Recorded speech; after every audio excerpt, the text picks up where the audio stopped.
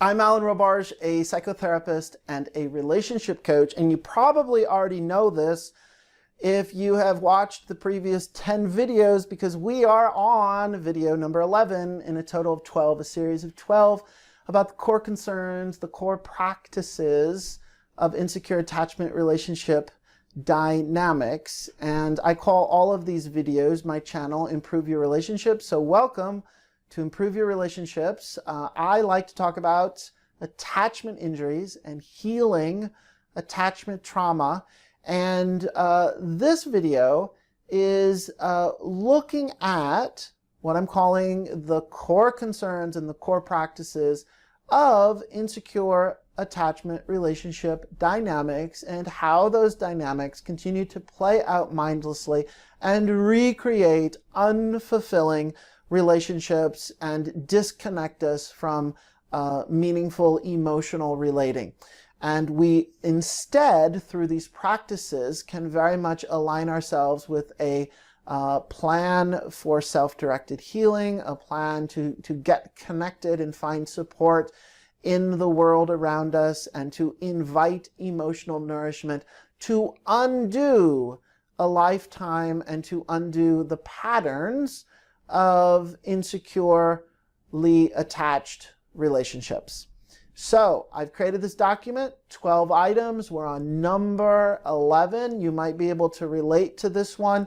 If you want to follow along with what the document I'm working from, please sign up at alanrobarge.com/core concerns, and I will you'll get an email with that PDF downloadable PDF so that you can follow along. Let's jump in. Number 11. We distort reality in our relationships by practicing selective seeing.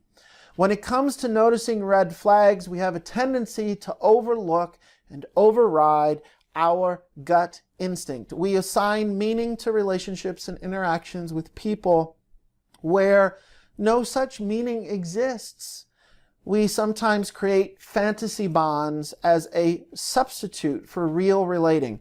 Therefore, we choose to practice consistent reality testing in order to stay honest with ourselves. The very last line, talking about honesty, can be so painful, because we have to look in the mirror and be honest how through our denial, even if we're unconscious or mindless to our denial, oftentimes, we're in denial about denial, but nonetheless, it makes us dishonest.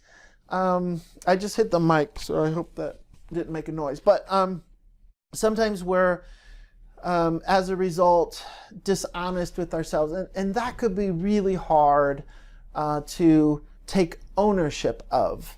Let me read this one again. It's about distorting reality and not being able to see things clearly because we want relationships so badly, and because we so much either are craving and hungry for emotional connection, or if the relationship is not good and ending or needs to end or on the rocks, and it can trigger the underlying fear of abandonment and the underlying panic of just the thought of like, oh, I can't be without this person.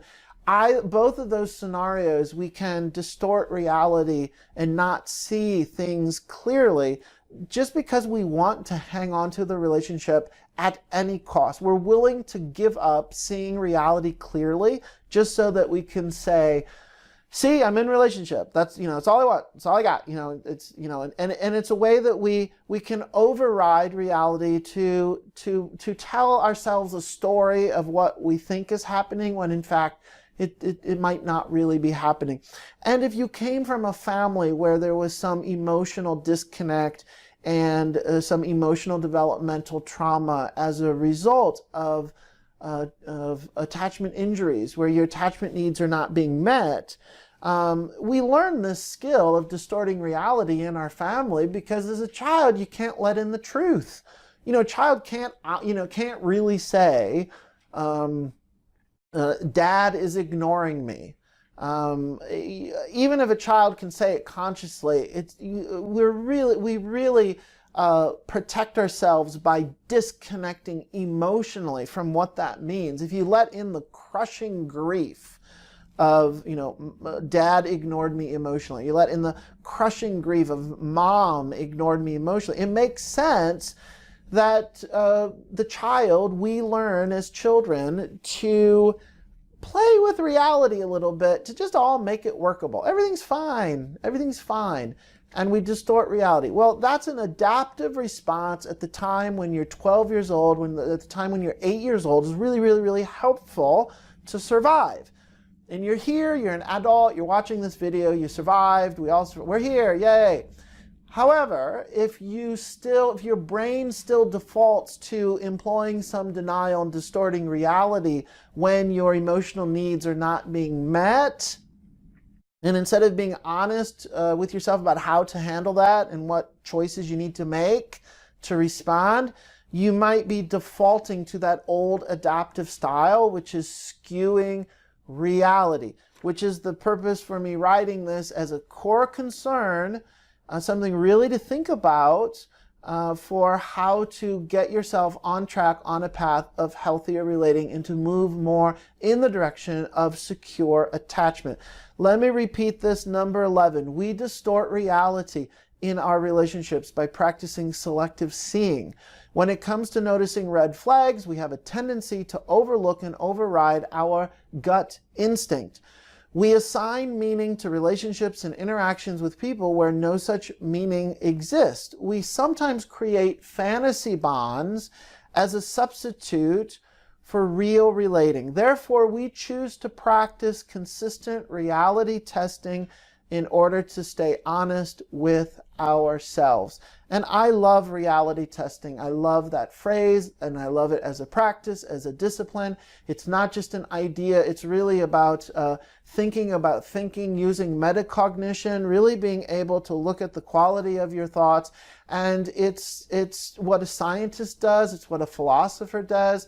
It's what we do when we meditate and we have a contemplative practice. It's really questioning, how do I see clearly? How do I know that I'm seeing clearly? And how do I stay present to observe what's happening? That's a skill. If you want to talk more about that skill, if you want to meet other like-minded people who value that skill, I'm creating a community membership website of like-minded people like you who value this content and or want to explore it further, so we come together and support each other through encouragement, asking advice, offering feedback, really developing a culture, online community culture that really supports us raising our consciousness, raising the bar, coming together in a way that helps each other. That's what we need. That's one way that we're going to get support.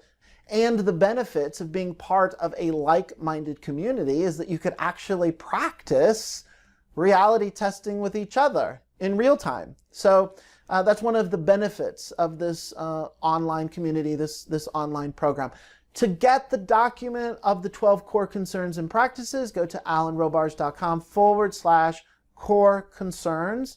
To learn more about the community membership website, check out my website on the page Community. And then lastly, this video, if you like it and want to see others like it, please subscribe to this YouTube channel. More videos on the way. In fact, this is number 11 in a series of 12. Number 12 is next, the last video in the series. Stay tuned. Thank you for watching.